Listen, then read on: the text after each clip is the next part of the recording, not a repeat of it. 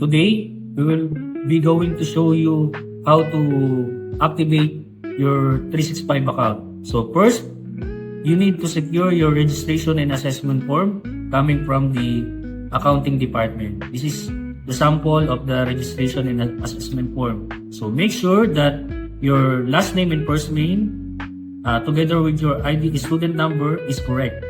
And then the next thing you need to do is to get the QR code from the admissions office. So this is the sample of the QR code, and you need to scan this to get your account. And then enter your department or your college.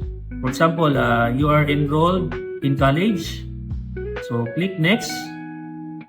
And then enter your last name and all capital letter, and then input your ID number based on the registration and assessment form, and then your personal email address, and then click submit.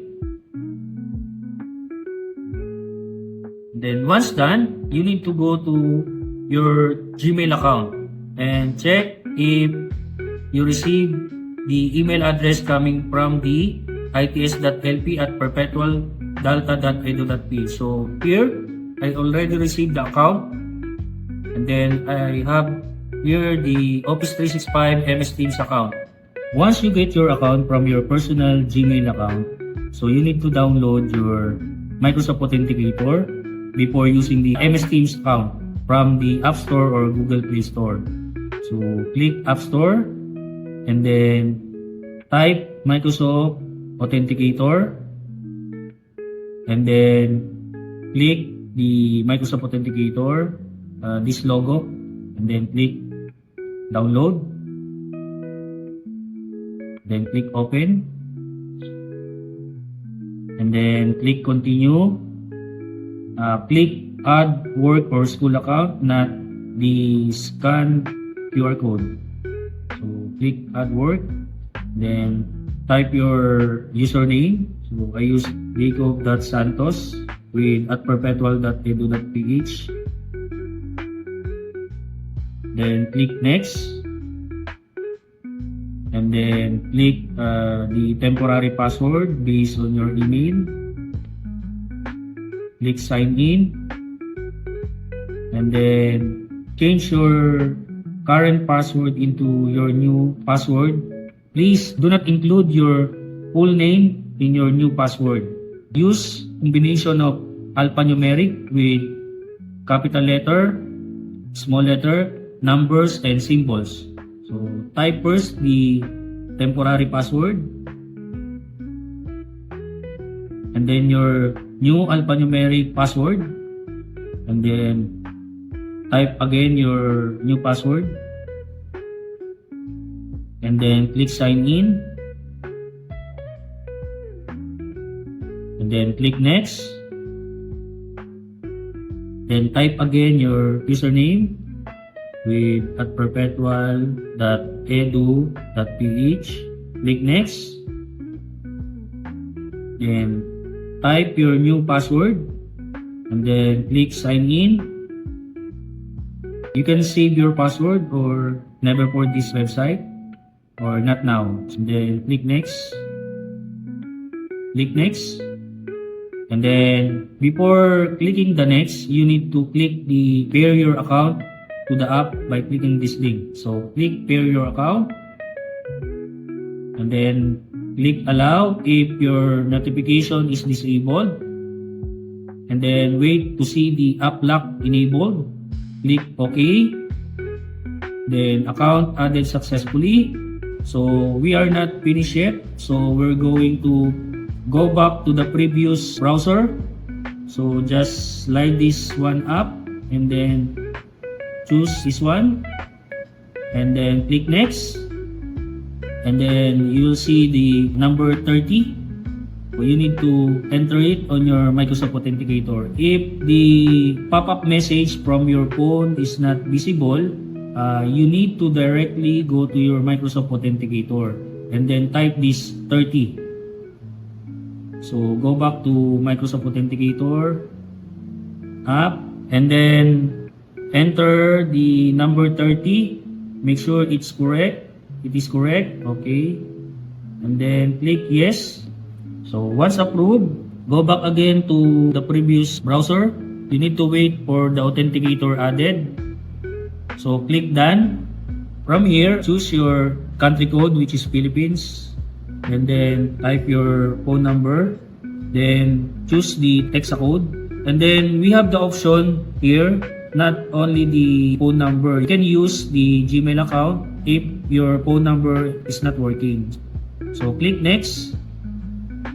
And then get the code from your phone number. So click next. Then click done. The setup is complete. Once you're done setting up your Microsoft Authenticator, you can now download your Microsoft Teams. So go back to your App Store or Google Play Store and then type Microsoft Teams. Then click Microsoft Teams, get, then click open. Then enter your account username. I use Jacob.Santos with @perpetual.edu.ph and then click next. Then click allow. So now it's done. So click next. You can now contact your teachers, professors, or even your classmates through Microsoft Teams. So this is the Teams, the chat, the activity, the assignments, calendar. If you want to use your laptop or your desktop or your Microsoft Teams, you need to download it via your Firefox or Google Chrome or even the Microsoft Edge. Just type Microsoft Teams, then click download Teams and desktop mobiles app. Download Microsoft Teams for Windows, then click save. Then after that, you will see that the download is finished at the right upper side corner of the browser. So this one. And then click show in folder or just click it. Wait to install the Microsoft Teams app on your laptop or desktop PC. Then from here, enter your account. It's Jacob.Santos for my example. Together with @perpetual.edu.ph. Click next. And then type the password. Click sign in. Then click yes. And then go to your mobile phone again. Click authenticator. And then type the number 60. And click yes. Wait for a couple of seconds for device registration. Since this is a new device, your laptop will be registered to the Microsoft 365 infrastructure. And then click done. That's it. You can now use your new account. So you will see your OneDrive, calendar, assignments, activity. Now, if you want to install your Microsoft Teams from your tablet, you need to download the Microsoft Teams on your Play Store. So click the Play Store or the App Store. Now type the Microsoft Teams. Microsoft Teams. And then click this application. This one. Install. Click the open. And then click get started. Click allow. Type your username and password. Click next.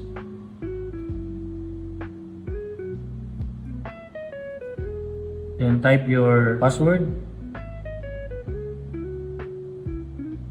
Click next. Not now. Click not now or continue. Just click not now. Click next. Click next. Okay. Allow.